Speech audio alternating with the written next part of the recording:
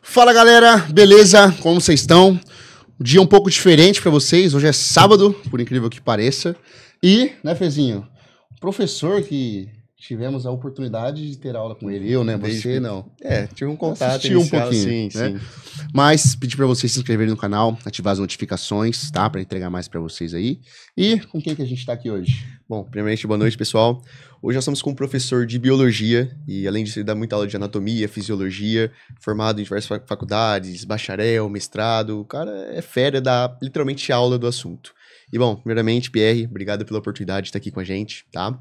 Queria começar com uma pergunta: quem é Pierre e como surgiu esse seu amor pela biologia? Então, Fê, primeiramente, obrigado pela oportunidade. Gol, Fê, um prazer estar aqui com vocês. Bom, Pierre é um cara que luta muito, né, para conquistar o seu espaço.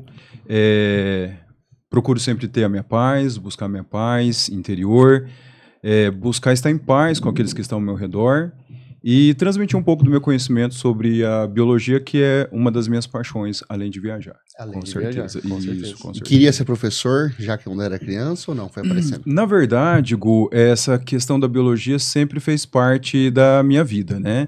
Então, desde criança, eu gostava de interagir com a natureza, com árvore, com inseto, com animal, com as abelhinhas, com o sapinho, mas eu não tinha ideia que existia um curso para ser biólogo, né? Uhum. E aí, o que aconteceu? Quando eu chego no ensino médio, eu começo a ter a biologia, tive um professor excelente, fiquei encantado, né, com a biologia, e aí chegou a época de decidir, né, sobre o que fazer, prestar vestibular. Eu sabia que eu era da área de biológicas, mas não tinha certeza o que exatamente eu ia fazer. Aham. A minha irmã mais velha é médica, né, então ela queria que eu fizesse medicina, mas eu pensei, refleti muito, não era um espaço que eu queria trabalhar, apesar de admirar muito a profissão do médico, né, muita responsabilidade.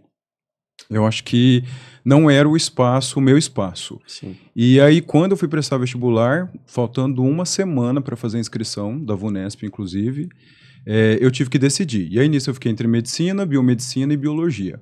E aí foi quando eu decidi fazer biologia, né? Inclusive, no primeiro ano de biologia, eu fiquei muito em dúvida, quase larguei o curso, não tinha muita certeza se era aquilo que eu queria, Uhum. mas a partir do segundo ano de faculdade, eu tive a certeza que era aquilo que eu seguiria para o resto da vida. Pro resto da vida. E eu sempre falo para os meus alunos, né? Se eu pudesse voltar atrás e tivesse a oportunidade de escolher uma outra profissão, eu escolheria biologia novamente. E seguiria para a área de educação, com certeza. Bacana. E você com comentou que você certeza. era de Uberaba, você passou lá e também aqui. Foi em Uberaba ou foi Uberlândia? Em Uberlândia, em Uberlândia. E aí você passou aqui Isso. também na Unesp de Rio Preto. Isso. O que fez você querer sair de lá? Porque, querendo ou não, Uberlândia você estaria ainda dentro de Minas Gerais, seu estado, mais próximo da sua casa. Sim. Mas você preferiu mudar de estado, vir para uma faculdade bem mais distante. Querendo ou não, Novos desafios. novos desafios, se distanciar da sua família, Sim. de amigos e tudo, para começar uma vida nova, né? Por que você escolheu essa faculdade mais distante? Na verdade, quando eu escolho a Unesp de São José do Rio Preto, um dos motivos foi que o estado de São Paulo, até aquele momento, investia mais em pesquisa. E aí, quando eu penso em fazer biologia, até então eu não pensava em ser professor. Era algo que eu gostava, eu sempre gostei do ambiente escolar, sempre gostava de brincar de escolinha, né, com as minhas irmãs, com os meus irmãos. Mas eu acho que uma conversa que eu havia tido com a minha irmã sobre a área da educação, ela tentou me dissuadir a não ir para a área da educação, porque teoricamente não teria um retorno financeiro, né? E então eu fiquei muito com o pé atrás, então eu decidi, não, vou fazer biologia, ciências biológicas, mas não vou para a área da educação, vou para a área da pesquisa, que é algo mais valorizado pela sociedade, Sim, né? E teria um retorno financeiro. E aí, quando eu penso dessa forma, eu decido fazer em São José do Rio Preto, estado de São Paulo, que teria um investimento maior em pesquisas, né? Mas se eu tivesse ido para Uberlândia, para a Federal de Uberlândia, com certeza teria tido uma formação tão boa quanto a que eu recebi aqui na Unesp. Mas você tinha um plano de carreira? Por exemplo, cara, eu quero dar aula em tal escola, eu quero trabalhar com X público, tal idade, eu quero trabalhar na pública, eu quero trabalhar na particular. Você já tinha um pensamento assim ou não? Ó, que vim veio. Na verdade, Gu, quando eu decido, então, vou fazer biologia, ciências biológicas, né? Vou lá, faço a inscrição. eu pensei, o que fazer? A área da pesquisa. E naquela época estava tendo a novela O Clone, Sei. que abordava muito a questão da genética, né? E eu falei, não, pronto, é o que está mais sendo valorizado no momento, genética, então eu quero ir para biologia, quero ser um pesquisador da área de genética. Uhum. Tanto é que quando eu chego na Unesp, um dos primeiros laboratórios onde eu vou fazer estágio é com citogenética de Drosophila, que é aquela mosquinha da fruta, né? Então eu faço um trabalho com citogenética. Vou sempre pensando em depois voltar para Uberaba e trabalhar com melhoramento de gado, já que a pecuária é muito forte lá em Uberaba. Então a minha intenção era vir, trabalhar com essa parte de genética, me aperfeiçoar nessa área, voltar para Uberaba e trabalhar com melhoramento de gado, Legal. porque lá é muito valorizado, né? Legal. Só que nesse processo eu acabo mudando, né? Eu me encanto por uma outra área da biologia, que é a imunomorfologia. E aí é quando eu já começo a fazer uma iniciação científica e já me preparar para o mestrado, que mais tarde eu faço na Escola Paulista de Medicina, lá em São Paulo, né, na Unifesp. Então eu acabo dentro da biologia, no meu mestrado, me especializando em imunomorfologia, né, que é a parte da biologia que vai tratar das células inflamatórias, né, como elas defendem o nosso corpo. No meu caso, mais especificamente, a uveíte, né, uma doença ocular que quando não tratada leva aí 4% das pessoas a seguirem. Então, meu foco no meu mestrado foi isso. Mas, quando eu termino a faculdade, o mestrado, eu entendo que o bichinho da área da educação já tinha me picado e era essa área que eu tinha que seguir. Então, né? até isso que eu ia comentar com você, que no início você falou que seria a parte de pesquisa, que te levava mais ali, teu coração tocava mais, mas você, claro, foi pro outro lado, ao lado da aula, né, de licenciatura, vamos dizer assim, né. A partir de que momento você estava ali numa sala de aula, alguma coisa aconteceu, algum aluno falou alguma coisa, você viu alguma coisa, que você virou e falou, cara, ainda bem que eu escolhi isso, tô na onde eu teria que estar, isso é pra mim. Foi exatamente isso, né, Fê? Primeiro eu fiz licenciatura, né? Então, com a licenciatura, você está habilitado a dar aula de ciências e biologia na educação básica, né? Uhum. E fazendo licenciatura, mas eu fiz por fazer. A princípio, né, com aquela cabeça lá em ser pesquisador, Sim. a licenciatura era só um plano B. Tipo, se não desse certo como pesquisador, eu ia para a área da licenciatura. Uhum. E na licenciatura a gente é obrigado a fazer um estágio, né? Seja no ensino fundamental ou no ensino médio, numa escola que você escolhe. Uhum. Inicialmente você senta no fundo da sala, né? Você observa o professor, faz as suas anotações, até que tem um momento em que você tem que dar uma aula. E aí eu estava fazendo estágio numa escola pública aqui de Rio Preto, de ensino fundamental, e aí eu dei minha aula muito despretensiosamente, eu tinha que cumprir, né? Só para bater a parte do estágio. Eu tenho que fazer? Então tá, vou fazer, né? Uhum. E aí eu fui falar sobre célula, inclusive eu falei sobre célula animal e célula vegetal, né? E para mim aquilo ali, pronto, cumpri o meu papel. E aí, no final da minha aula, um aluno lá, era 7º ano, se não me engano, ele levanta a mão e falou, nossa, Pierre, você seria um ótimo professor, né?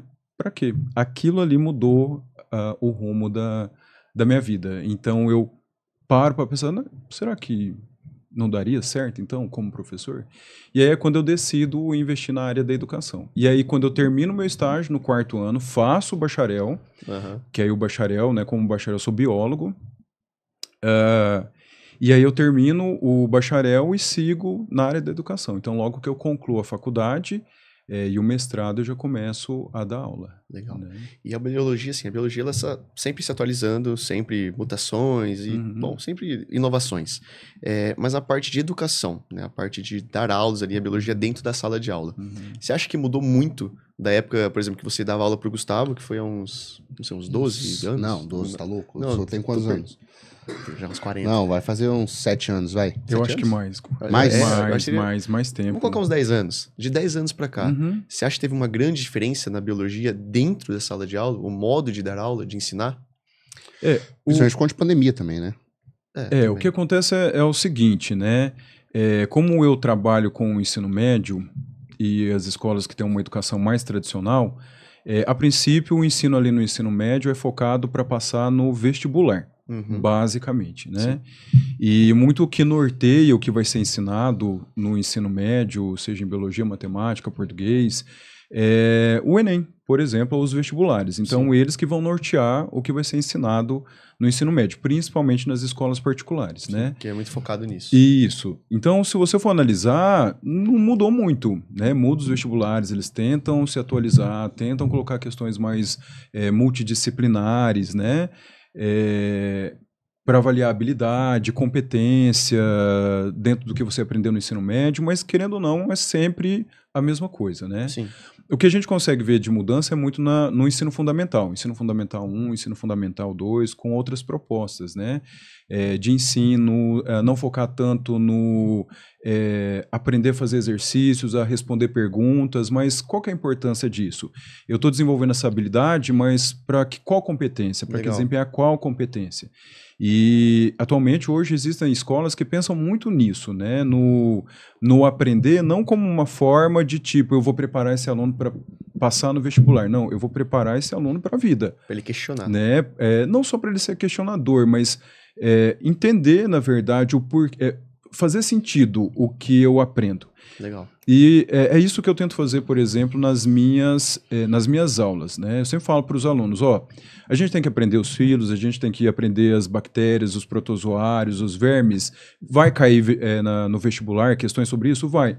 Mas, na verdade, a prioridade é vocês aprenderem para cuidar da saúde de vocês. Sim. Então, aprender sobre o corpo humano para saber como cuidar melhor do seu corpo, né? Aprender sobre verminoses, doenças causadas por bactérias, para saber como prevenir, profilaxia, para cuidar de você. Aprender sobre ecologia não é porque vai ter uma questão no vestibular sobre cadeia alimentar, sobre ecossistema, mas é para cuidar do espaço onde a gente vive, né? A nossa casa. E aprender, né, a deixar um espaço, um ambiente mais adequado para as próximas gerações, né? Não somente para passar no vestibular. Então, dentro das minhas aulas, acho que é por isso que eu consigo chamar a atenção dos alunos, né? Porque se o que motiva eles é só aprender para passar no vestibular, é pouco. Tem muitos, é claro, que estão focados, né? Eu quero passar no vestibular. Mas quando eles entendem que há um significado por trás daquilo ali, a matéria se torna muito mais interessante. E é isso que eu tento colocar, pelo menos nas minhas aulas. Sim. Mas hoje estão surgindo várias outras propostas, né, de ensino, mais ao ar livre, né? Não numa sala de aula, fechada em sala de aula, mas aprender fazendo, né? E eu adoro, com certeza, essa proposta. Até, na verdade, eu tento tirar os alunos também da sala de aula. Algo mais prático. Quando eu proponho as viagens, né? Então, por exemplo, eu levo os alunos para fazer uma viagem para Ubatuba e Paraty para um curso de biologia marinha, né? Legal. A gente vai para o Pantanal para aprender sobre esse ecossistema no Pantanal, né? Então, eu acho que isso acaba atraindo a atenção dos alunos. Então, mas isso é um diferencial, provavelmente, seu, que você quer trazer o pessoal e tudo mais. Agora eu vou te dar uma visão como um ex-aluno que não gostava de estudar, que nunca foi a fundo nisso, mas acho que grande parte disso é por conta do sistema de ensino. Por exemplo, uma escola que eu estudava, não vou citar nomes e tudo mais, mas o professor chegava, copia tantas páginas aí, o professor sentava, ficava folheando alguma coisa, vendo alguma coisa, esperando passar o tempo. E quando eu fui para uma escola particular, tive aula contigo, você vê que o pessoal quer aprender, o pessoal quer ensinar. É uma junção de coisas ali que te fazem estar num outro ecossistema. Sim. O que você acha que é o maior problema disso? O que acontece é isso, né? Se o aluno não vê um significado no que ele está... o que é proposto para ele fazer... ele vai fazer de corpo mole, ele não vai querer fazer. Então, o importante é dar significados, né? Então, mesmo quando eu vou trabalhar alguns assuntos que talvez o aluno não vê muita importância dentro daquilo, eu tento procurar um significado do porquê que ele está aprendendo, né? Então, às vezes, isso tem que ser... Eu sempre me coloquei no lugar dos alunos, né? No lugar de aluno. Eu sou professor, mas eu me coloco no lugar de aluno. Então, eu como aluno, eu gostaria de ter uma aula como essa, de apenas copiar, de apenas fazer exercício, né? Não, eu não quero isso. Então eu quero fazer o aluno pensar, eu quero fazer o aluno refletir, eu quero fazer o aluno produzir também e eu quero fazer o aluno passar no vestibular, com certeza, para conquistar uma vaga na universidade que ele tem interesse, né? Mas aquilo precisa ser significativo, né? E aí como que a gente pode tornar isso significativo? Através de experiências, de questionamento, de trazer também o conhecimento do aluno, né? Você não basta ali, hoje a gente vai falar sobre célula, tá? Para que eu quero aprender sobre célula? Aí quando o aluno entende que o corpo dele é formado por célula, que ele só está falando, conversando, jogando futebol, né, aprendendo, porque existem células trabalhando dentro dele, ele fala, não, agora faz sentido eu aprender sobre célula. Então eu acho que a forma como a gente trabalha, Gu, em sala de aula, tornando aquilo significativo. Legal. Né? Mas aí você acha que o salário desmotiva também o professor da escola pública? Hoje não tem como, né, Gu, falar que alguém vai prestar, querer fazer uma faculdade, né, de licenciatura, para ser professor por causa do retorno financeiro que isso vai dar. Não, eu acho que hoje, principalmente hoje, quem escolhe, a profissão professor já foi muito valorizada no passado. Então, professores que estão mais tempo falavam assim que ganhavam salários que dava para equiparar com salário de juiz. Não sei porque eu não sou dessa época, né? Mas hoje o professor financeiramente ele não é muito valorizado, né? De forma geral. É claro que existem escolas que valorizam muito o professor, isso dá resultado em sala de aula, porque o professor percebe que não está sendo só valorizado, nossa, parabéns pelo seu trabalho, né? Mas, eu te valorizo financeiramente, né? Afinal de contas, todos têm boleto para pagar, né? Mas, se for analisar pelo retorno financeiro, hoje isso desmotiva muita gente para licenciatura. Na verdade, se você pergunta numa sala de aula quem quer fazer medicina, 80%, né? Direito, mais 10%. 15%, engenharia, 5%, outras profissões, 0,1% vai querer fazer licenciatura, né? Mas aqueles que fazem porque amam, né? Dá pra gente ter, né, os alunos, por exemplo, me questionam muito, né, nossa, Pierre, como é que você, professor, vive reclamando, não reclamam, né, mas vocês vivem reclamando de salário e viaja tanto, né? Na verdade, são prioridades. Então, para você viajar, você deixa de gastar com roupa, você deixa de gastar, às vezes, com restaurantes chiques, né, os eletrodomésticos, né, os iPods, né, da vida, aí você evita para poder investir, por exemplo, em viagem naquilo que você quer, né?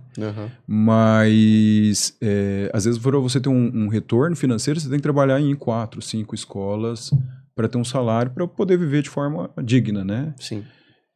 Mas, olhando pela parte de retorno financeiro, infelizmente, os professores não são tão valorizados. E você comentou que nessa aula, na parte de estagiário, foi ali que você percebeu que aquilo era para você, né? Dar aula era para você. Mas quando você já estava formado, já era um professor, já dava suas aulas, qual foi o momento que assim você virou e falou, cara, realmente para mim, estou aqui não só por financeiramente, né, questões financeiras, mas sim, eu quero ensinar esses alunos, quero levar eles, às vezes até a serem outros professores também da parte de biologia. Como que foi essa evolução do Pierre? Porque às vezes a primeira aula, aí você estava meio nervoso, não conseguiu sair 100%. Como que foi o desenvolvimento do Pierre até se tornar o professor que ele é hoje? Eu acho que o que mais fez eu ter certeza que eu queria biologia, Fê, era o brilho no olhar dos alunos, né? Então, quando eu estava compartilhando algo sobre a biologia, né, ensinando algo sobre botânica, zoologia, e quando eu via os alunos prestando atenção e os olhinhos deles brilharem ao ver eu falar sobre aquilo, compartilhar sobre aquilo, eu falei, gente, é isso que eu quero para minha vida. Aí eu tive certeza. É claro que a gente falha, né, a gente evolui, ao longo desses anos, né? Mas eu acho que o que facilitou muito, Fê, é que eu realmente sou apaixonado pela biologia, eu amo. E os alunos vêm. Todas as vezes que eles vão me comentar, né, falavam assim, Pierre, eu não gostava de biologia, mas aí eu comecei a ter aula com você, agora eu amo biologia. Eles falam muito desse amor que eu transpareço durante as minhas aulas, pelo que eu faço, né? Então, sempre isso me motivou a querer mais, a aprender mais, a oferecer um trabalho de melhor qualidade para os meus alunos, né? É esse retorno que eu tenho deles, né? De encantamento, e mais interessante, muitos deles vão para a área da biologia. Sempre falo para os pais assim, que eu não tenho nada a ver, eu não estou persuadindo nenhum aluno a fazer biologia, né? Porque às vezes quando o aluno chega para o pai e fala, pai, eu quero fazer biologia, o pai quer infartar, né? Porque a princípio o pai quer que o aluno faça medicina, engenharia, né? Direito, e aí o aluno chega lá, pai, quero fazer biologia, nossa, eles já vão tirar satisfação comigo na escola.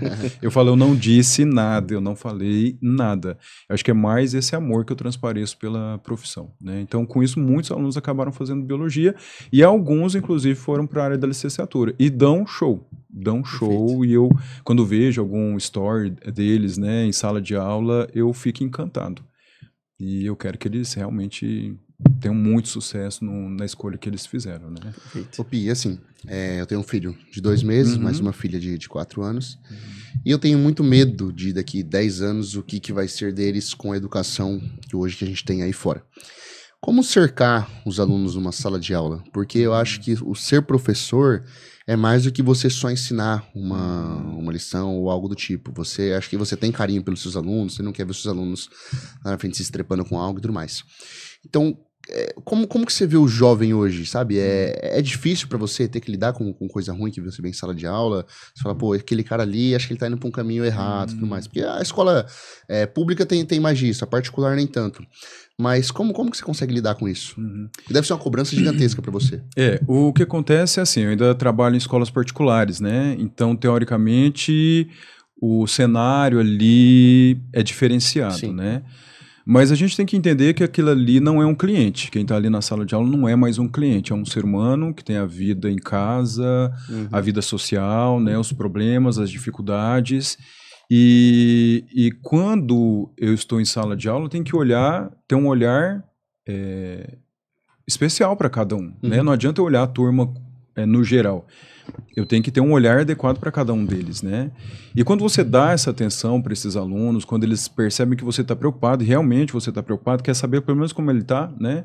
Porque muitos alunos se surpreendem quando eu chego na sala de aula e falo, bom dia, tá tudo bem com vocês? E aí eles falam, às vezes até jogam, não tá tudo bem. E quando eu falo, não tá? Então o que tá acontecendo? Eles se surpreendem, porque eles falam, peraí, alguém tá me dando atenção, né? Então isso é muito interessante. É claro que é um desgaste para a gente, porque já tem o trabalho de preparar a aula, de ensinar, de manter a sala, né, o comportamento ali dos alunos para poder repassar o conteúdo. Sim. Já é um trabalho muito grande. E você ter esse olhar especial, né, essa atenção para cada aluno, é claro que é uma coisa que você tem que desprender mais energia para isso. Sim. Mas é gratificante, porque eu acho que professor hoje, isso é muito importante. Se você olhar a profissão professor apenas como uma forma de ganhar dinheiro, você se frustra. Mas quando você percebe que você é professor, mas para fazer a diferença na vida de outras pessoas, aí tudo faz sentido para você. E assim, como você comentou, hoje você dá aula em ensino médio e também em faculdades. E são ali, a fase que o aluno está vivendo, todos são alunos, mas a fase que eles estão vivendo são completamente diferentes. Porque em sua maioria, no ensino médio, você está dando aula para pessoas ali, para alunos que querem passar no vestibular. Sim. A parte do ensino da faculdade, já seria o pessoal que já passou na faculdade e quer se tornar um bom profissional. Sim. Então, o que você vê a maior diferença de dar aula para o ensino médio e para o ensino ali da faculdade, ensino superior? Legal. Ensino médio, eu adoro dar aula para ensino médio, né? Na verdade, eu me divirto muito com eles, né? Tem a parte que você tem que trabalhar o conteúdo, tem que manter a disciplina na sala, mas eu me divirto muito com eles, né? Eles me rejuvenescem, na verdade. Eu acho que é aquela coisa da conversa, da baderna, mas quando você tem um acordo com o aluno, tudo funciona de forma mais tranquila, né?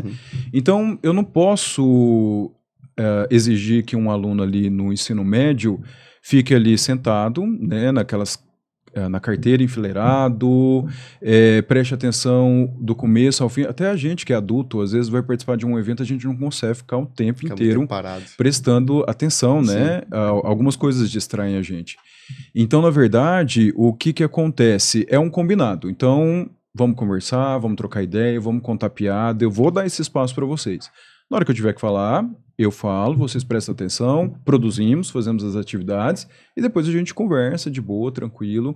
Então, você ter esse acordo com os alunos. Sim. Né? Tem que trabalhar, tem que passar o conteúdo, mas eu tenho que dar um espaço para eles se divertirem, né? Contarem as fofocas, as piadinhas dele, e eu acabo me entrando lá na diversão deles. O ensino superior, eles já são adultos, né? Então, falar assim que eu tenho problema com manter a disciplina de uma sala no ensino superior, eu não tenho esse problema. A maioria são adultos, a maioria são pessoas que trabalham durante o dia todo, então eles chegam na faculdade, eles querem valorizar cada momento, né? Então, a postura é outra, também é um lugar tranquilo que dá pra gente se divertir também, né? Mas é mais aquela coisa, vamos passar o conteúdo, vamos aprender, né? São situações bem diferentes e as duas adoro trabalhar tanto com o ensino médio como com o ensino superior. São posturas diferentes, mas no final... Teve alguma situação chata já dentro de sala de aula? Chata? Se for pensar no Gustavo, você vai pensar em um monte. Não, com ele era tranquilo. Não, na verdade o Gustavo sempre foi tranquilo, né? Tava até Com comentando você, antes, com né? você. Então, mas assim, ele era muito tímido, nunca chamei a atenção dele, né? Não estava muito interessado em estudar, beleza, tá tudo bem, né? Mas nunca tive problema. Chato, acho que foi uma vez que uma aluna teve uma convulsão, na verdade, Caramba. em sala de aula, né? Isso ensino superior, ou não? Isso no ensino médio. Caramba. Ensino médio. E aí, deixa tudo, né? Eu tava até em outra sala, em um pulo, eu fui na outra sala tentar ajudar, socorrer e tal, mas no final deu tudo certo, né? Uhum. Eu acho que mais isso, eu não recordo uma situação constrangedora, Desagradável. chata, desagradável em sala de aula. Nada que não fuja do normal. E o ambiente de professores? Eu falo porque assim, você se destaca bastante pela sua aula, de professores gostarem, e tem professor que às vezes o aluno não se identifica, não vai tanto e tudo mais assim. Você vê às vezes alguma invejinha, alguma coisa dos outros professores, olhares diferentes pra você? Porque, Eu acho que não, isso acontece. Não, eu acho que, Gu, na verdade, eu tenho um convívio maravilhoso com todos os meus colegas e amigos, né?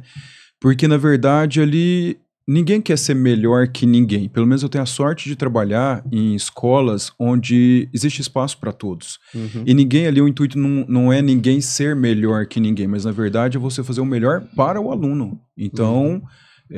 ponto final. Então eu tenho um convívio maravilhoso com todos os meus amigos, colegas de profissão, respeito todos eles, né? O trabalho de cada um, eu na verdade tenho muito orgulho de compartilhar o ambiente escolar com todos esses professores, que são pessoas não só com quem eu convivo, mas com quem eu aprendo muito. Uhum. E nesse espaço eu já ganhei muitos amigos, né? Pessoas que fazem parte do meu convívio. Então, super tranquilo, Gu, super tranquilo. Sim, vou te fazer uma pergunta que eu acho que é até um crime, você vai querer me bater depois de uma pergunta dessa. Porque biologia é um conceito muito amplo, tem diversas áreas para se explorar, mas você como professor de biologia, como que você resumiria a biologia em 1 minuto? Meu Deus. Aquilo que eu falo para os alunos, né? Quebra a palavra. Bio, vida, logia, estudo da vida. Não, mas não é isso, né? Na verdade, a biologia é estudo daquilo que você é e do que você faz parte. Ou seja, né? Tudo só faz sentido ao nosso redor por causa da biologia, né? Então, os outros professores vão talvez querer me enforcar, né? Por os químicos e os físicos, né? Mas a gente sempre briga, né? Se eu não tivesse um cérebro para pensar, né? Um corpo para refletir, o que seria da matemática, o que seria da física, né? Sim. Mas aí os professores de física vêm e falam, né? Quem seria você se não fossem os átomos, né? A vibração das moléculas, a luz, entendeu? Mas a vida é isso, é o que eu tento mostrar para os alunos, né? É o encantamento do que nós somos e onde nós vivemos. É simples, é tudo, né? Vida é simplesmente tudo, né? Ô Pi, assim, teve uma fase agora chamada pandemia. Como que foi pra você o começo? Porque eu lembro até hoje, eu não botava fé, não vai dar nada isso aí não, é uma semaninha. Todo mundo tudo mais, imaginava, né? tal. Uma gripe. Cara, travou tudo, acabou a aula, não tem como ter contato com o aluno. Sim. Cara, você ensinar na sala de aula, acho que já é um pouco difícil você colocar as coisas na cabeça do aluno, porque você tá presente. Agora, por computador, acho que quase impossível. Então, como que foi esse desafio pra você? Na verdade, quando a gente entende que essas aulas têm que ser todas online, né? Vamos tentar. É o que tem. Então. Fala a verdade, você fazia com short e pantufa, Não, né? pelo amor de Deus, não me exponha, Gustavo, né? Não, eu tava de calça, camisa, tênis, tudo normal, tá? Era o que pelo menos aparecia na câmera, né?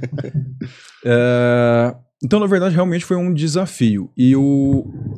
E não foi muito dar aula, né? Eu sempre tive esse problema com câmeras, né?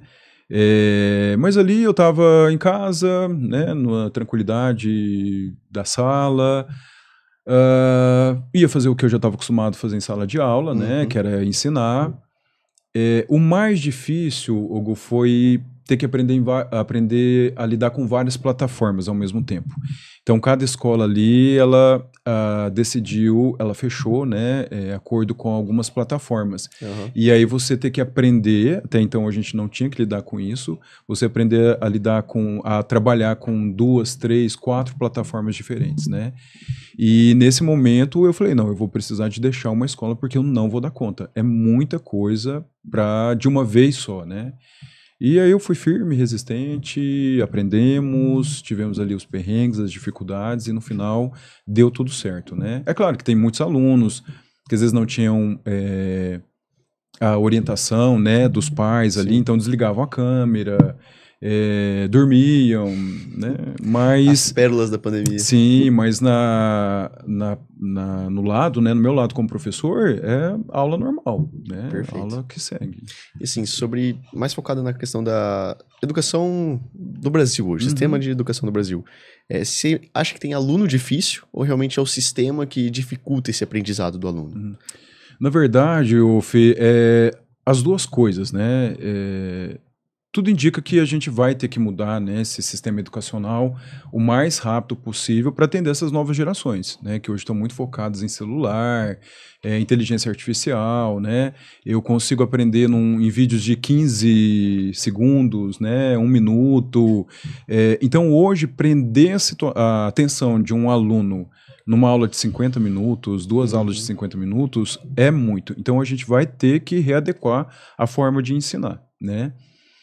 A questão de alunos, a gente sempre fala aquilo que é uma sala muito heterogênea. Você não tem só um padrão de aluno, aquele aluno que sabe fazer dor de prova, né, que aprende mais fácil, que capta a matéria muito mais fácil. Você tem alunos com diversos graus de dificuldade. Sim.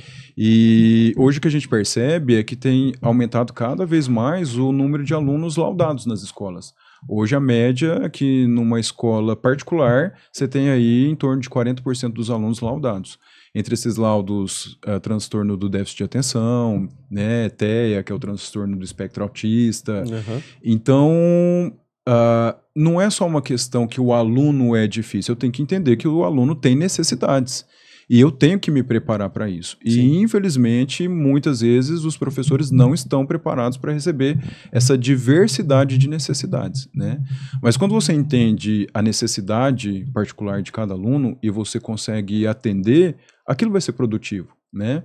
Eu tenho que entender também que as inteligências, elas são diversas, né? São variadas. E é isso que eu tento fazer também como professor, né? Eu falo muito para os alunos que uma nota na prova não define quem eles são. Perfeito. Né? Porque às vezes tem um aluno que é muito bom com as palavras em redigir, mas outro não é tão bom para escrever. Mas se eu pedir para ele fazer uma maquete, ele dá um show. Se eu pedir para ele fazer uma paródia envolvendo assuntos de biologia, ele dá um show. Né? Então, eu acho que é exatamente isso, é você saber olhar para a necessidade especial de cada aluno e entender que a inteligência ela é diversa. Não existe só um tipo de inteligência. E aí, quando você olha para todas essas formas de inteligência, aí você consegue captar o melhor do aluno, né? E aí você não tem problema. É fácil? Não. É um desafio. Com certeza. Mas quando a gente tem essa possibilidade, tempo hábil para isso, é super tranquilo. Bom, vamos mudar um pouco o foco da conversa. Então, a gente tá falando muito de ensino e tudo mais. Vamos falar um pouco de viagem. Ah lá, tá vendo? Já quer sair. Falou de escola. Eu quero chamar outra pergunta sobre a parte do ensino. Você até comentou sobre o ensino brasileiro hoje, sistema de ensino. Claro que a gente sabe que é algo muito heterogêneo, não tem uma falha, tem várias, assim como todos os sistemas têm. Sim. Mas, na sua opinião, você como professor hoje, tanto na parte superior quanto ensino médio, qual você acha que seria o maior problema do sistema de ensino brasileiro? Seria essa parte de entender a inteligência do aluno, tá? Ou você acha que teria algum outro processo, outro problema que seria muito maior do que esse? E, na sua opinião, como seria que a gente conseguiria resolver isso para tornar o sistema de ensino melhor? É isso, né, Fê? Pensando na heterogeneidade, não adianta eu traçar um currículo padrão. Esse que é o problema. Mas também como escrever, né, diretrizes que atenda a uma diversidade tão grande, né? É um desafio. Sim. Quando agora no ensino médio existe aquela possibilidade da reformulação, né? Implantando ali 2 partes dentro do ensino médio, a formação geral básica e o itinerário, como uma forma de reformular o ensino médio, você pode perceber que cada sistema de ensino tentou de uma forma colocar, né? Reestruturar o ensino médio, mas a gente viu muitas falhas nisso. É como se, por exemplo, beleza, a gente tem que reestruturar, só que todo mundo se viu perdido. Como? Fazer o quê? Eu vou fazer uma parte do ensino médio com livros com aulas práticas, né, que trabalha com prática. Esse itinerário eu vou me especializar numa área dentro da biologia, da matemática. Então, quando existe essa proposta de reformulação do ensino médio, muitas pessoas, né, os escritores de material didático se viram muito perdidos, e quando os professores recebem esses materiais, eles também ficaram muito perdidos, né? Então, o que vai ser essa reestruturação? Então, na verdade, eu acho que deve existir aí um acordo, na verdade, uma reunião de vários tipos de profissionais, né, multiprofissional, para tentar estabelecer diretrizes e um currículo que atenda, né, a maior parte dos alunos, sejam aqueles que não têm dificuldade ou aqueles que têm determinada dificuldade. Eu acho que a questão é a seguinte: não adianta tentar reestruturar o ensino médio se eu não reestruturar a forma de ingresso no ensino superior. Porque foi como eu te disse, né? O que norteia aí o ensino hoje no ensino médio, na educação básica? É o vestibular. Então, se não adianta eu querer reestruturar o ensino médio se o vestibular é conteudista, né? Então é todo um sistema: reestrutura o ensino médio, reestrutura a educação básica de forma geral, né? Oferece uma educação de melhor qualidade, ofereça salários melhores para que você possa também recrutar professores preparados para isso, né? Para estar no ambiente de sala de aula, porque um professor desmotivado também, ele vai, vou ali para cumprir fazer o que ele tem que fazer e nada mais. Entendeu? Então, eu acho que tudo isso tem que ter um olhar cuidadoso para tudo isso. A forma como é cobrado o ingresso no ensino superior, reestruturar o material, né, deixar de ser mais conteudista e fazer o aluno pensar, trabalhar de forma, né, adequada essa questão das habilidades e competências dos alunos e, com certeza, readequar, né, o salário do professor. Ô, Pi, assim, a gente vê hoje uma alta muito grande do pessoal querendo fazer educação física. Eu não sei se mudou, mas minha época de educação física, me corrija se eu estiver errado. Você fazia uma atividade de 15 minutos ali para ir poder jogar bola e jogar queimada. Você não tinha um foco mesmo na aula de educação física. Você acha que daria para substituir matérias, por exemplo, tirar a educação física e implementar finanças, contabilidade, alguma coisa assim? O que você acha? Eu acho que, na verdade, assim, tirar a educação física, jamais, né? É o momento ali que, às vezes, um aluno vai ter, o espaço para ele ter uma atividade física, ainda mais nos dias de hoje, que o aluno só está o tempo inteiro em celular. Felizmente, veio essa lei agora, né, que proíbe o celular na escola. Então, hoje você consegue interagir com o aluno, né? E os alunos interagem entre eles. Então, ter uma atividade física, com certeza, mas sim implantar algumas disciplinas, que isso não seja feito em detrimento de outras disciplinas, claro, né? Mas essa parte de finanças, com certeza, porque os alunos saem da escola, saem muito bom em matemática, mas na hora que vai falar sobre investimento, eles não têm um mínimo de ideia. Somos Serasa. Entendeu? Eles não têm um mínimo de ideia sobre a questão de economia, o que gastar, como gastar, né? E várias outras disciplinas eu acho que seriam interessantes. São duas disciplinas em que eu sempre converso com o Gu, a gente sempre comenta, fora do podcast também, sobre disciplinas que na minha opinião, poderiam implementar no ensino médio. Ou até condensar uma base no fundamental e implantar mais forte no ensino médio. Que seria a gestão financeira, que eu acho que seria extremamente importante para o brasileiro no geral. Perfeito. E além da gestão financeira, não sei se seria ética, mas como se portar, principalmente no mercado de trabalho. Né? Porque tem muita gente que, você chega ali com 17, 18 anos, sai do ensino médio, tem aquela pressão. Cara, você tem que fazer uma faculdade. Você tem que arranjar um trabalho. Então você fica ali naquela pressão, você fica perdido. Tem gente, beleza, já tem uma certa estruturação já sai na mente já, eu vou fazer isso. Perfeito. Mas muita gente sai muito perdida nessa pressão. Então você colocando essa ética e essa gestão financeira, cara, acho que mudaria, é lógico, isso eu um leigo falando, mas mudaria muito a estruturação, a cabeça dos jovens, vamos dizer assim, desde o início. Sim, não, os alunos de fato saem despreparados, né? Do ensino médio sem noção, né? Não sabem administrar o próprio dinheiro, né? Não, na verdade, hoje, se você for analisar, perguntar para profissionais de RH, que trabalham com recrutamento de profissional, os adolescentes e os jovens não estão preparados para entrar no mercado de trabalho, porque eles não têm ideia do que fazer, né? Então, acho que isso seria interessante nessa questão da gestão financeira, entre outras disciplinas, para preparar o aluno também para o mercado de trabalho, né? Para ele se sentir ali confiante para assumir um emprego, não necessariamente já... porque os alunos às vezes têm ideia de tipo, eu tenho que terminar o ensino médio, tenho que entrar na faculdade. Não tem que entrar na faculdade, né? Então eu tenho alunos que terminaram o ensino médio e se tornaram empresários, e eles estão muito bem como empresários e não fizeram um curso superior. Sim. Então eu preciso dar essas ferramentas, essas possibilidades para os alunos estarem pelo menos preparados para serem inseridos no mercado de trabalho, né? Perfeito. Com todas as habilidades e competências necessárias, né? Sim, até porque já seria dali um profissional muito mais qualificado. Sim, muito mais com qualificado. certeza. E já vieram grandes empresários aqui, donos de multinacionais e tudo mais, e a gente comentou muito, e agora a gente tá com um professor também, quero te perguntar, que é o fato dos TikTok da vida. Teve um vídeo do pessoal lá em Balneário Camboriú, chega num cara de Ferrari lá, para ele, entrevista ele, o que você fez pra chegar até aí e tudo mais. E aí teve um vídeo que até viralizou do cara falando assim, qual a maior dica que você pode dar para um jovem? Ele não estude, trabalhe. Aí você vai conseguir. O que você acha dessa frase? Eu fico com o pé atrás, né? Eu vejo muitos influencers aí hoje dizendo, por exemplo, para que você vai usar a fórmula de Bhaskara, né? Você não vai, então para que isso? Você precisa trabalhar com gestão.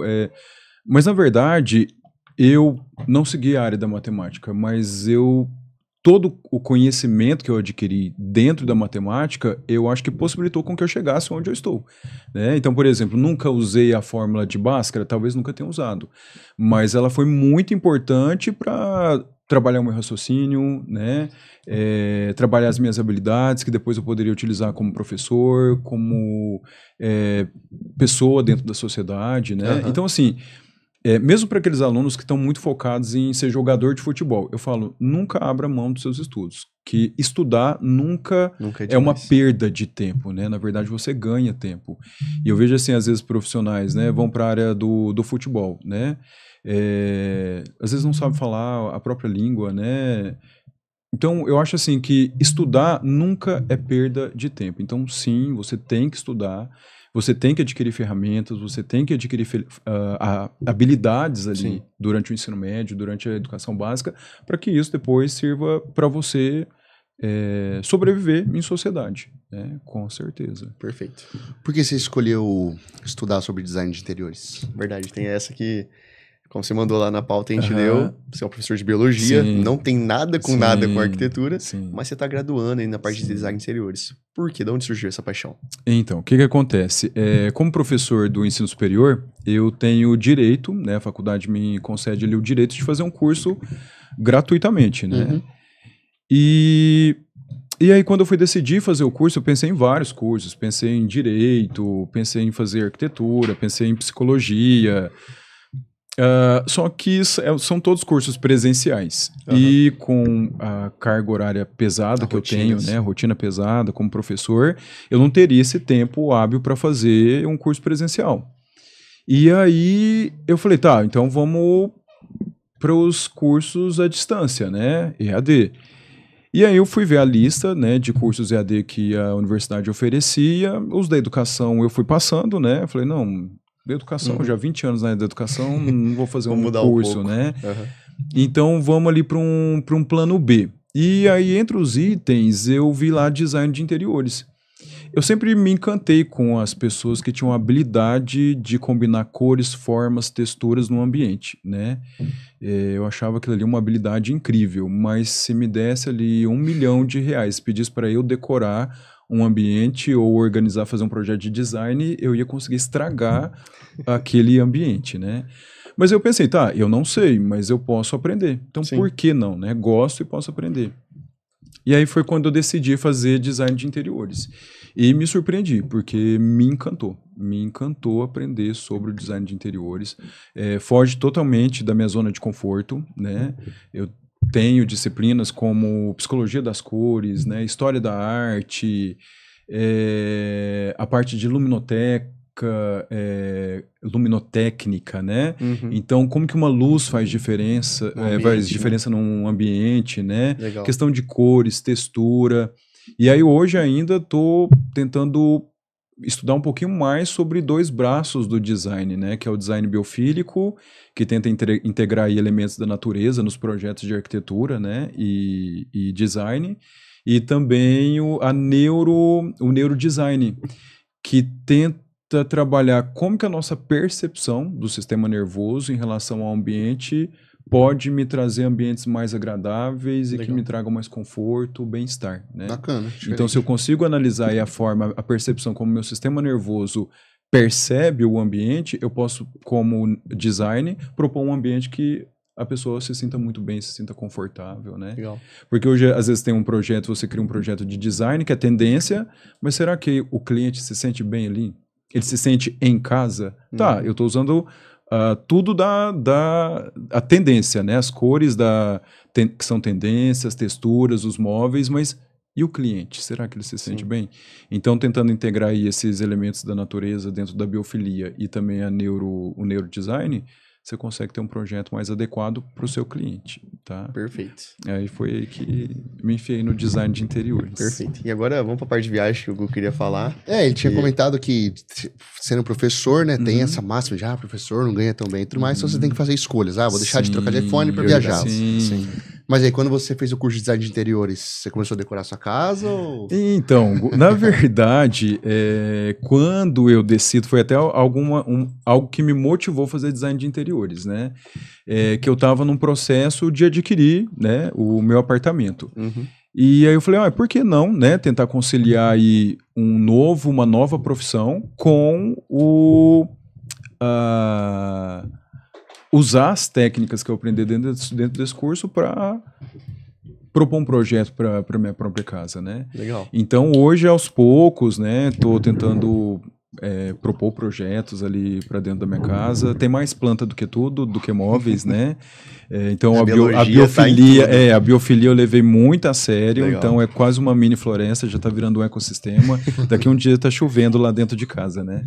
Mas usei sim alguma das coisas que eu aprendi dentro do design de interiores para mexer lá dentro de casa também. E tornar um espaço mais agradável, né? Perfeito. E essa paixão por viagens, como que começou? Porque viajar é encantador, né? Cultura, você conhece muita coisa, fotos e tudo mais. Mas se tornou uma coisa parte da sua vida. Quantas vezes você está viajando por ano? Como que você faz essas logísticas para viajar? Como que funciona? Então, na verdade, eu até queria mudar essa pergunta para a questão de como que ele escolhe as viagens dele. Por quê? Você já viajou por 32 países, que, cara, isso é bizarro, incrível, inveja, aliás. E assim, como que você escolhe? Porque ou não, tem muitos destinos no mundo inteiro.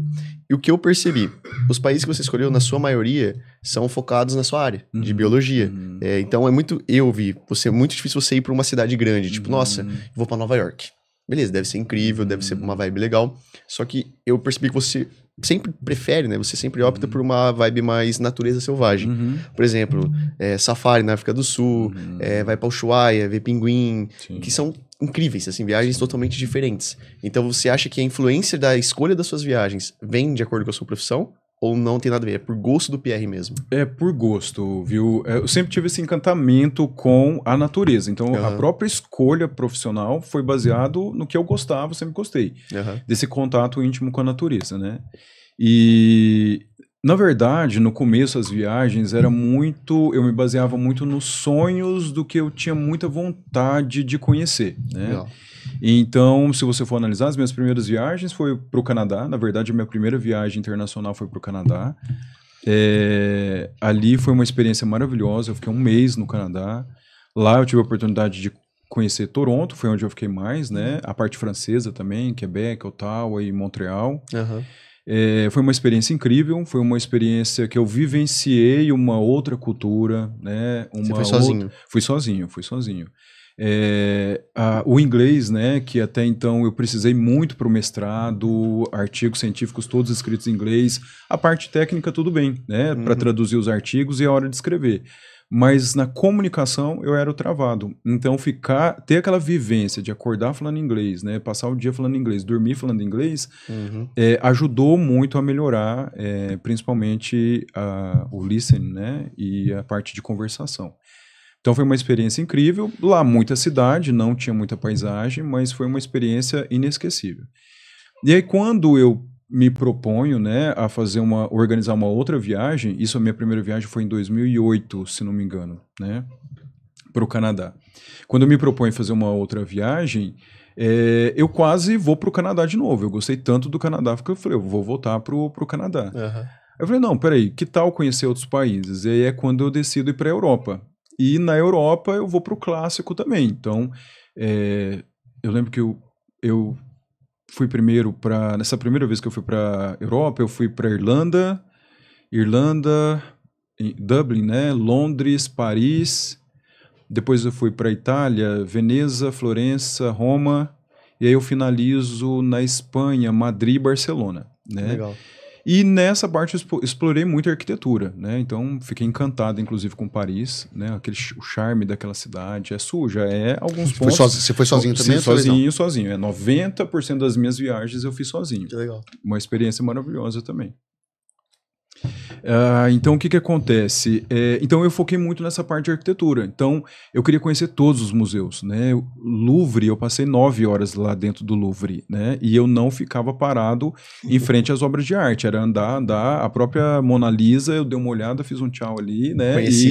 Conheci e já fui, né? E isso eu gastei 9 horas, né? Dentro do Louvre. Então, nessas viagens iniciais, eu explorei muito a parte de museu, a parte cultural, a parte da arquitetura da cidade, né, vivenciando. Depois de um tempo que eu tô ali farto de museu, aí eu vou para a parte de natureza. Então agora o que eu tinha que conhecer de museu, de história natural, de artes, já conheci, agora eu vou focar em natureza. Então, as últimas viagens eu tenho focado muito a parte da natureza, Legal. A parte de trilhas, né, de conhecer vulcões, subir montanha, escalar montanha, atravessar rio. Botar a vida em risco mesmo. É um certo limite, né? Tá certo que um dia eu atravessei um rio lá no Pantanal cheio de piranha e jacaré, atravessei, né? Faria de novo? Não sei se eu faria, né? Mas vivi a experiência. E vivi pra contar também, né? O que mais importa. Perfeito. E assim, qual foi o lugar mais surreal que você já foi? Eu falo em questão de paisagem mesmo, que você olhou e falou, cara, isso aqui é outro mundo. Eu acredito que foi nesse mochilão que eu fiz aqui pela América do Sul, né? Nesse mochilão eu começava pela Bolívia. O que é um mochilão, pra quem não sabe? Mochilão, na verdade, você seleciona ali algumas roupas, né? Um sapato mais básico, coloca dentro de uma mochila, uma mini casa, você monta ali, né? Com os acessórios de sobrevivência básica. Nada de muita roupa, shampoo, não, é o básico mesmo, coloca dentro de uma mochila. E aí você sai para desbravar aí os ambientes, né? Essa mochila aí nas costas, nada de mala com rodinha, mochila literalmente nas costas, não que não possa ser feito um mochilão com uma mala de rodinha, né? Mas, e aí você vai bem com o básico, e geralmente você não vai ficar em hotel chique, você vai ficar num hostel, né? Aí você pode falar, Pierre, mas você vai fazer um mochilão de 1 mês. Como que cabe roupa, sapato, acessórios para você sobreviver durante 1 mês, né, nessa viagem? Na verdade, você tem lavanderias, né? Então, a cada 1 semana, 3 dias, você lava a roupa e tá sempre ali com roupa limpa para sobreviver. E aí você faz essas viagens de carro, você pega um avião até o lugar e vai para os outros lugares? Então, depende. Então, por exemplo, nesse mochilão que eu fiz aqui para América do Sul. Então, a princípio era Bolívia, depois Peru, depois Equador. Aí do Equador dá aquela passadinha básica em Galápagos, né, no arquipélago de Galápagos para realizar um sonho. Depois eu volto para Colômbia. E aí da Colômbia eu retorno para o Brasil. Aí depende. Então, por exemplo, dentro da Bolívia eu fui para o Salar de Uyuni, saí ali de... Agora eu não vou lembrar a cidade... uma das cidades principais da Bolívia, saio de lá e vou para Uyuni de ônibus. Aí vou de Uyuni para La Paz de ônibus. Aí atravesso ali o Lago Titicaca de barco. E aí pego um voo de Cusco para Lima. E aí outro voo de... Então depende, né? Ali você vai variar o transporte. Trem, na Europa se usa muito trem, né? Então depende muito da sua dinâmica ali, né? Do como você organiza a sua viagem. Legal.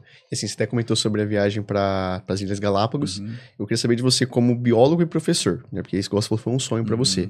Como que foi visitar a ilha, onde foi Charles Darwin, né, se não me engano, que ele fez as teorias deles, que ele realizou todo aquele estudo. Como foi visitar essa ilha para você? Era um sonho de infância? Então, na verdade, eu nem sabia que isso era possível, né? Para mim só tava ali nos livros de biologia, tá? Ele passou por lá, a bordo lá do navio, né? HMS Beagle, tá? Passou por lá, fez a experiência, mas para mim era um lugar isolado, né? Que ninguém chegava lá. Até que uma amiga que eu conheci, isso que é legal também das viagens, né? Você faz amizades. Então eu conheci uma menina do Canadá em Berlim. E a gente fez amizade. E ela, depois de 3 anos, veio fazer um mochilão aqui no Brasil, na América do Sul.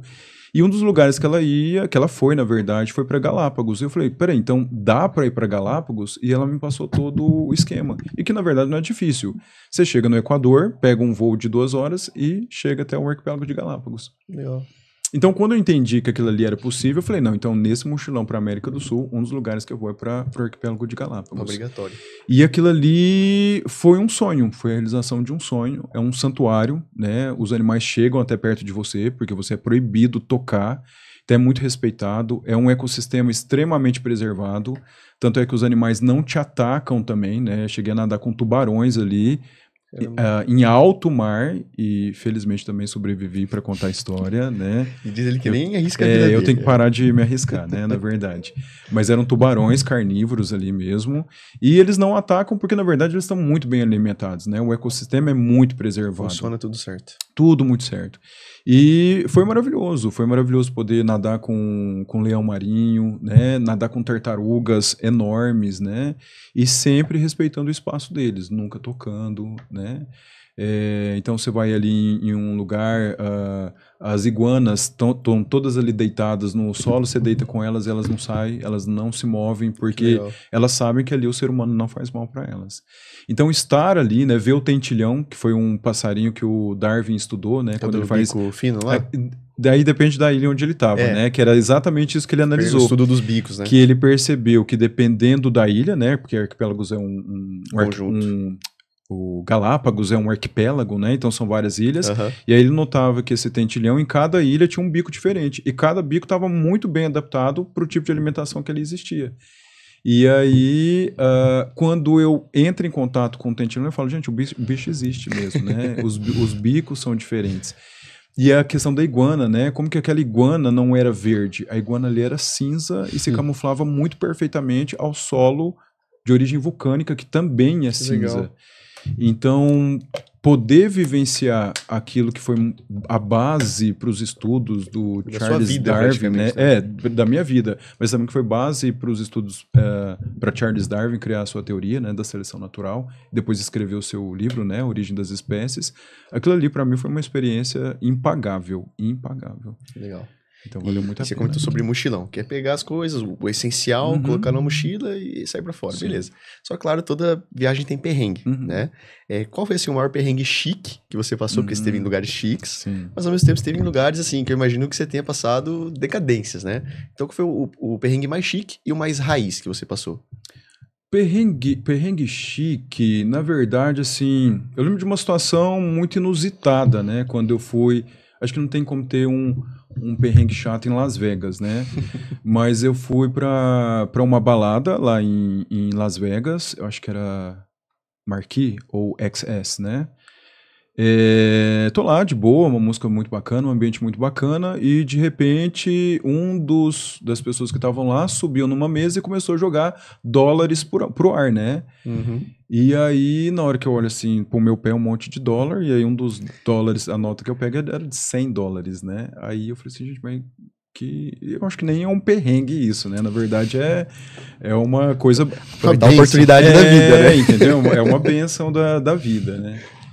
Então foi bacana, né? Você tive que me humilhar ali para pegar aqueles dólares no chão, tive, mas valeu a pena, né? A humilhação compensou. No mínimo tinha uns $200 ali no chão. Já dá pra brincar. Já deu para brincar um pouquinho lá nos Estados Unidos.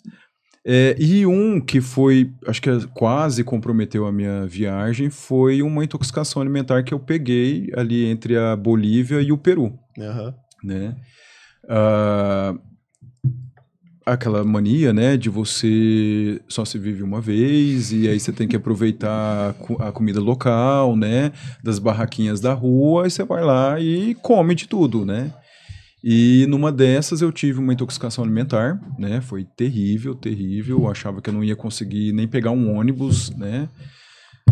Mas no final das contas consegui tomar um remédio, me recuperei, né? E a viagem seguiu tranquilamente. Mas foi mais essa, o que eu me lembro, assim, que marcou, que quase eu perco a viagem, foi uma intoxicação alimentar. Qual foi a comida mais bizarra que você já comeu em viagem?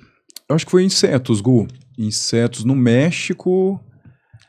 No México, onde mais eu comi inseto? Que eu me lembro assim que eu experimentei, que foi escorpião, que aí já não é um inseto, né? Os alunos vão me matar se eu falar que um escorpião colocar dentro da categoria de insetos, né? Já comi aracnídeos, no caso um escorpião, que tem gosto de um camarãozinho salgado.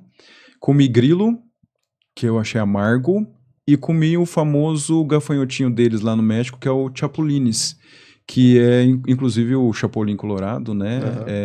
Lembra aí o gafanhotinho que eles comem lá com muita frequência. E não é ruim. Não é ruim. Mas não é bom. Crocante. Não, é crocante, salgadinho, bem temperadinho. Até tinha organizado de trazer um saquinho cheio de chapulines aqui pro Brasil. Só que eu acho que suou, eles viraram um melado, uma meleca, eu tive que jogar tudo fora. Nem pode, né? Acho que tem toda a Anvisa, todo um então, padrão. Na verdade, né, tem, mas eu consegui trazer ali no meio da mala. Tem uns esqueminhas, entendeu? Ali. Tem um esqueminha. Corta essa parte aí, por favor. Pra Austrália, já foi? Austrália, na verdade, não é a minha prioridade. Aí, ó. Eu ia até perguntar isso, por que você não foi pra Austrália? Porque eu vejo a Austrália como um ecossistema muito bizarro, né? Porque tem aranha gigante, cara, tudo lá parece que quer te matar. Os animais mais venenosos estão lá, né? Parece que tudo lá quer te matar. Cada Mas será que é assim lá mesmo? O pessoal... É verdade. Assim, os animais mais venenosos, peçonhentos, eles se encontram cobra saindo ali. do vaso, cobra em cima de casa. Isso é comum, né, lá. Até porque, se você for analisar, é um ambiente meio de ilha, né? E aí, quando você tem esse isolamento do continente, os animais ali, eles têm que, entre aspas, se adaptar. Então, uma das formas de adaptação é ter um veneno muito potente. Ser mais né? selvagem. Porque, como a oferta de alimento nesse ambiente que está desconectado com o continente é menor, então eu tenho que ter um veneno muito potente para matar minha presa, para eu não correr o risco de perdê-la. Então, sim, ali os animais eles são muito venenosos, peçonhentos. Só que não é a minha prioridade. Eu ainda, por exemplo, antes de ir à Austrália, eu ainda pretendo conhecer a Tailândia, né? Pretendo ir para a Tailândia, mas um dia sim quero conhecer a Austrália, ter contato ali com o povo de anéis azuis, né, a mamba negra e assim. Andar com tubarão na Austrália também deve ser legal. Mas na verdade, quando eu fui para a África do Sul, um dos meus objetivos era nadar com tubarão branco. Caramba. Um dos objetivos era nadar com tubarão branco. E aí o que aconteceu? Quando eu chego lá, a primeira coisa que eu tento entrar em contato era com a agência que fazia o passeio para você nadar com tubarão branco. Então você entra dentro de uma gaiolinha, eles jogam ali restos de peixe para atrair o tubarão branco e aí você tem aquela visão maravilhosa, né, daquele bichão enorme. Só que eu me surpreendi, porque no hotel onde eu fiquei lá na África do Sul, a proprietária ela falou que 2 orcas tinham invadido a baía, onde se fazia esse passeio para visualizar, né, o tubarão branco. E essas orcas estavam atacando o tubarão branco. E isso espantou o tubarão branco da região. E aí eles falaram, mas não tem o tubarão branco, mas tem outros tubarãozinhos. Eu não vou pagar R$600 aqui para ver outro tubarãozinho, né? Eu quero ver o grande, o white lá, né? O big white. E aí eu acabei não tendo essa experiência lá na África do Sul. Mas em outros lugares, né, por exemplo, lá na Austrália, se algum dia eu tiver a oportunidade e tiver essa possibilidade de passeio, eu quero nadar com um tubarão branco. Tua meta de vida hoje é nadar com um tubarão branco. Porque eu não consegui, né? Já tubarei, né? Já nadei com tubarão baleia, que é um tubarão de 14 metros de comprimento. É o maior peixe que existe, né? Só que ele é tranquilinho, né? Não Sim. faz nada demais. Então, na dele, bem do ladinho dele, foi uma realização de um sonho também. Mas agora falta o Tubarão Branco. Em questão de choque cultural, como você viajou diversos países, claro que a cultura, o idioma, tudo muda de país para país. Qual foi o maior choque cultural que você teve? Talvez, não chegou a ser um choque, mas dificultou um pouco a minha vida, que foi quando eu fui para Budapeste, na Hungria. A língua é totalmente diferente, né? A escrita, o alfabeto é totalmente diferente. Então ali eu fiquei um pouco assustado, né? Porque eu falei, como que eu vou me comunicar? E dependendo das cidades, o pessoal não fala nem inglês nem espanhol. Sim. Então eu falava, gente, eu não entendo o que eles estão escrevendo, não entendo o que eles estão falando, mas no final deu tudo certo, né? Nada como um dedinho, né? Um sinal, um símbolo para você ser entendido nesses lugares, né? Mas eu acho que foi mais assim, né? A questão da língua. Eu lembro que uma coisa que me surpreendeu um pouco, eu fiquei assustado no início, mas que depois fez tudo muito sentido para mim, foi quando eu fui visitar uma cidade lá no México, não lembro se era Puebla, agora eu não tô... Era um povoado próximo de Puebla. E eu fui visitar uma igreja católica lá nesse povoado. E quando eu entro nessa igreja católica, a princípio católica, eu vejo uns santos que eu não estava acostumado a ver em igreja católica, e eu vejo algumas pessoas sentadas no chão matando um frango, fazendo sacrifício de animais. Caramba. Que às vezes a gente vê, é mais comum em outras religiões, né, de matriz africana, mas na católica eu nunca tinha visto isso. E aquilo ali me assustou muito, um grupo de pessoas fazendo um ritual de sacrifício de animais, que eu particularmente, por ser biólogo, não gosto muito de ver, né, fazendo um sacrifício de animais dentro de uma igreja católica. E aí que eu entendo que aquilo ali, na verdade, era fazer parte de um sincretismo religioso, né? Porque, na verdade, aquele povo, a religião deles é outra. Lá eles, principalmente aqui, Bolívia, Peru, não me lembro exatamente no México, né? Mas eles agradecem muito a Pachamama, né? Que é a deusa que dá a comida, o alimento para todos eles. Sim. E em troca do que eles recebem, eles fazem esse sacrifício de animais, né? E aí eu lembro que aquilo ali, na verdade, era uma fusão de religião, porque a cultura deles faz parte eu sacrificar esses animais, né? Em gratidão ao que a mãe natureza dá a eles. Só que, na verdade, a gente tem que entender que ali os espanhóis, eles chegam, né, impondo a sua religião. Então, para eu não abrir mão da minha religião, eu faço uma fusão dessas religiões. E hoje eu acho isso muito incrível, né? A gente vê muito isso em várias outras culturas. Por exemplo, lá no Atacama, né? Os deuses do povo indígena que existia ali eram os vulcões. Eles consideravam os vulcões como deuses, né? E quando os espanhóis chegam impondo a religião, né, o cristianismo, o catolicismo ali, eles têm que construir as igrejas no padrão das igrejas católicas, né? E é interessante que os espanhóis, eles proibiam que eles cultivassem esses deuses, como os vulcões. E os indígenas, eles tiveram uma ideia ali espetacular, né? Dentro da igreja construída de padrão, né, de uma igreja católica, eles construíam vários triângulos dentro da arquitetura dessa igreja. E esses triângulos representavam os vulcões, que eram os deuses. Então, quando eles iam na igreja católica, teoricamente para cultuar, né, os santos do cristianismo, do catolicismo, na verdade eles estavam olhando para os triângulos que representavam os vulcões ali, né? Então, muito, muito interessante. Teve alguma viagem que você se arrependeu? Viagem nenhuma, mas teve uma cidade meio sinistra que eu fui visitar, que foi Baltimore, nos Estados Unidos. Na verdade, eu nem sabia por que eu estava indo para aquela cidade, né? Eu tinha começado a viagem em Nova York, depois eu fui... Agora eu não vou lembrar a ordem certinha, mas eu acho que era Nova York, Filadélfia, Baltimore e depois Washington. E, para não ficar muito tempo viajando, eu falei, vou parar em Baltimore, já ouvi falar nessa cidade e tal. E a única coisa que eu lembro quando eu chego no hostel foi a mulher olhar para minha cara, uma cara muito sombria, né, atendente, tipo, o que você faz aqui, né? Tipo, ela não me deu as boas-vindas, né? Mas o que você tá fazendo aqui em Baltimore? Eu falei, uai, meu Deus, eu vim visitar, né? E eu vi que as pessoas não são muito receptivas para turistas. Aham. Então, às vezes, você tá meio perdido ali na cidade, vai pedir informação, o povo nem te dá muita atenção. Então, ali eu senti que eles não são muito Receptivos. receptivos, tá? Para Legal. turistas. E aí eu fiquei meio assustado ali. Se eu pudesse pular Baltimore, eu pularia numa próxima E assim, viagem. de todos esses lugares que você visitou, qual deles mais te ensinou sobre você? Sobre quem é o Pierre? E por quê? Uhum. Deixa eu ver aqui. Eu acho que talvez a viagem que eu fiz para Bolívia, que me surpreendeu muito. Ali é um momento quando a gente vai para o deserto, a gente fica desconectado do mundo, Aham. né? Então é você natureza, é você vulcão, é você os geysers, né? Os geysers lá. E é um momento de muita introspecção. É um momento de autoconhecimento muito bacana, né?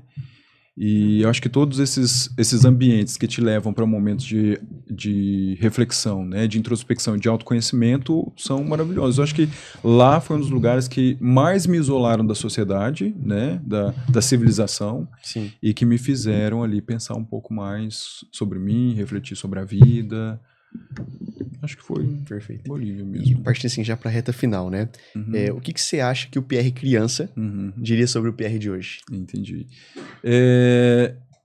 Eu acho que se o Pierre lá, né, criancinha, olhasse pro Pierre de hoje, ele se sentiria muito orgulho.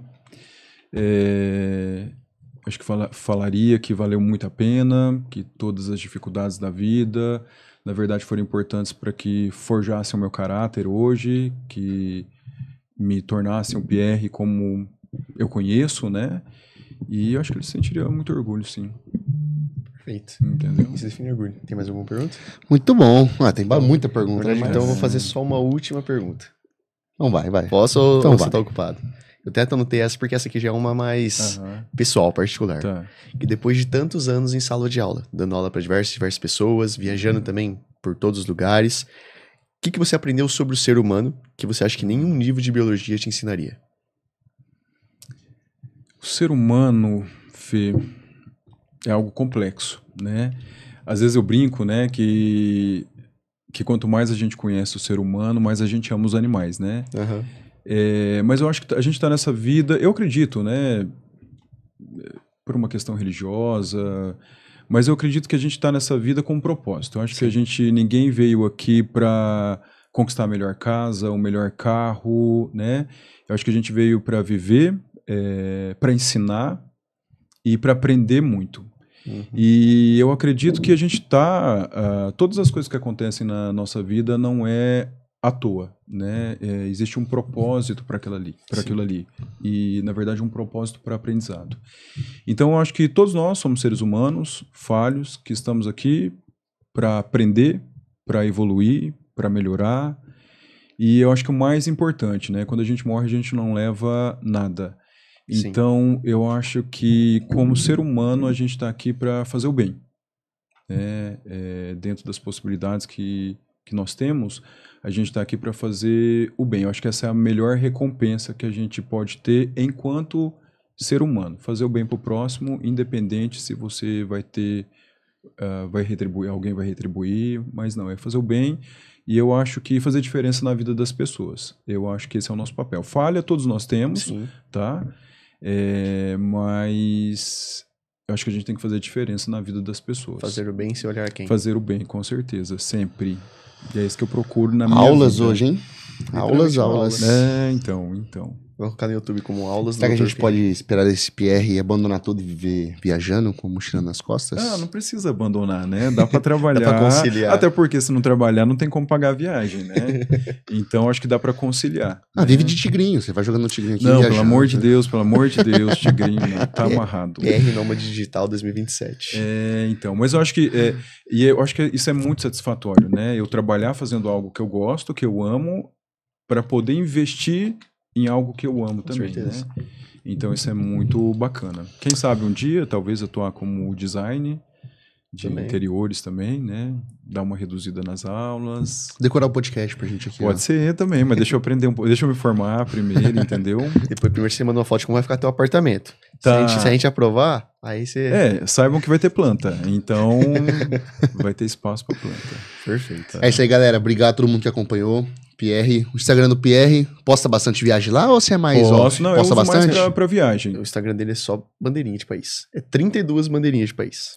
Então, mas tem uns caras que eles viajam e não postam nada. Eu fico, pô, velho, queria acompanhar o cara que ele tá mas por isso fazendo. que eu falei pra ele. Podia abrir um canal no YouTube, né?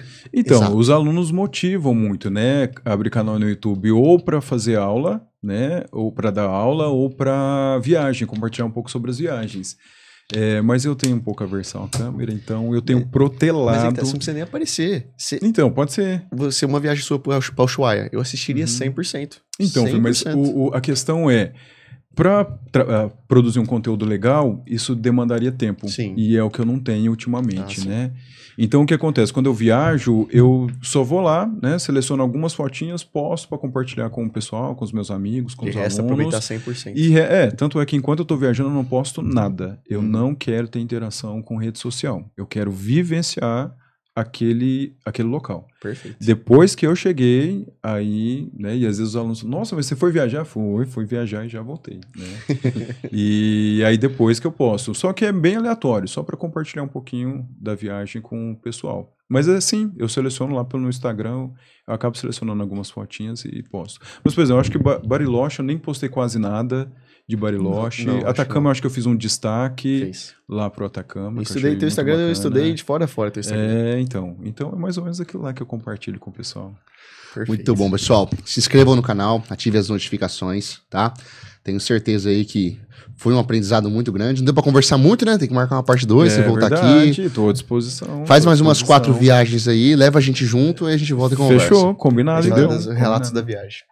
Pra Tailândia, a gente marcou de ir pra Tailândia esse Nossa. ano, né? Aí. É, Quem sabe dá marcamos, certo. é um sonho, né? Não, o Vamos Pierre ver. gosta de viajar sozinho. Não dá. Não, podemos fazer. Não, essa a gente faz em grupo. É isso aí, gente. Até mais. Um abraço pra todo mundo. Valeu, tamo junto.